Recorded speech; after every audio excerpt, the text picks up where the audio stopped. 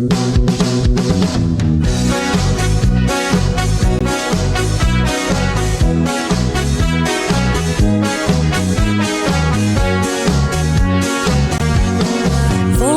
milian ngan siang pasang mangboy chudan sang chung matu sun par nak le lian ngan nakin akhat sisu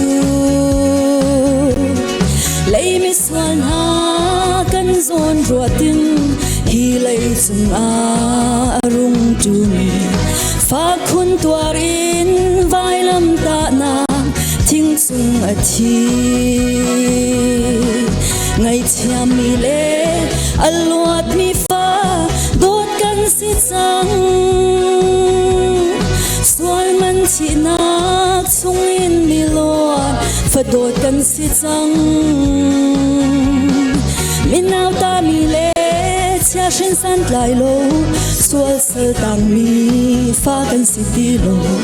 ban siang pa sang fa dot ro zo tu ding kan si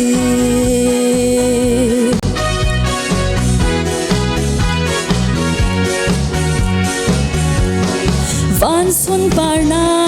gram nuwa makin chuai lo par do kan nuan chang lai asiam kholo par cha par mi tharau kan ngei disu thumi khridot nak sung mun nak cherdi alwan nakram hallelujah sun par nakin akhat sisu ngày chiam mi le alwat mi fa dot kan si chang sual man thi nak chung en mi loan fa dot kan si chang mi naw ta mi le cha shin san lai lo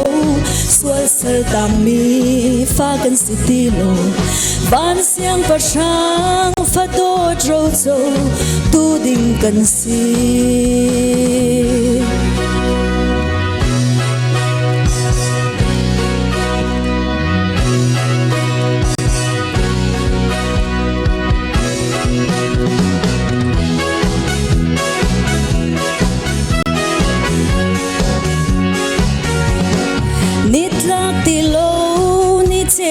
do vanar phi bang kan cheu chang lai pathian phado tharau thiang lim zalen ni na sung khun chan hei van par yang do mun a kan theng tu jisu kan leng chang lai asung zalim khiram nuam a ngày chiam mi le alwat mi fa dot kan si chang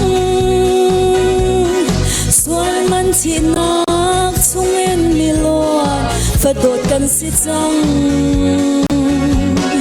min naw ta mi le cha shin san lai lo sual sal tam mi fa kan si ti lo van siang pa sang fa dot ro zo tu ding kan si ngày chiam mi le alwat mi fa dot kan si chang sual man chi nak chung en mi lo fa dot kan si chang min naw ta mi le cha shin san lai lo sual sal tam mi fa kan si ti lo ban siang pa sang fa dot ro zo tu ding kan si min naw ta mi le cha shin san lai lo sual sal tam mi fa kan si ti lo ban siang pa sang fa dot ro zo tu ding kan si alle tiang su ni toran chop ya ko se